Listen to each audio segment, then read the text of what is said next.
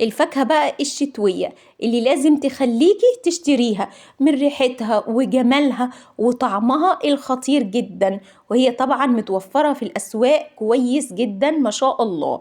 عندي هنا 1.5 كيلو من الفراولة، بغسله كويس جدا واحطه عندي في المصفى، اصفيها من اي ميه تماما، وبعد كده اشيل الثمره اللي فيها من تحت واقطعها زي ما حضراتكم كده شايفين، احطها عندي في حله.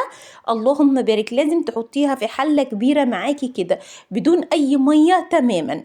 بروح بقى الخطوه اللي بعد كده، انزل عندي بكوبايتين من السكر ما شاء الله وعصير من الليمونه.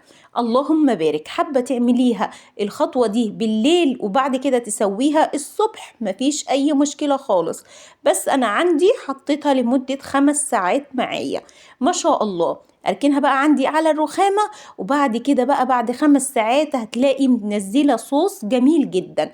تحطيها عندك على نار هادية جدا. شايفين الريم ده؟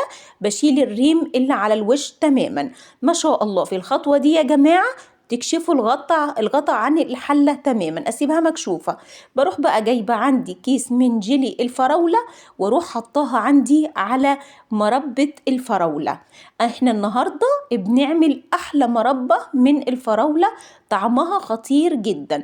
اقلب معايا بالمضرب ما شاء الله علشان المكونات كلها تختلط مع بعض.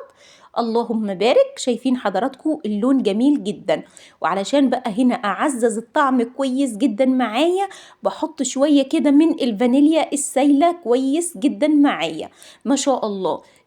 كده بقى الفراولة استوت معايا جدا ما شاء الله. واعرف ان هي استوت ازاي؟ ادي الخط اللي انا عملته ده ما اتقفلش، يبقى كده استوت تمام جدا. اسيبها تهدى كمان دقيقتين كده بعيد على النار، وبعد كده احطها عندي في برطمان او علبة تلاجة زي ما حضراتكم كده شايفين. اللهم بارك. قولي لي بقى، العلبة او بالبرطمان لو انتوا اشتريتوه من بره هيتكلف قد ايه؟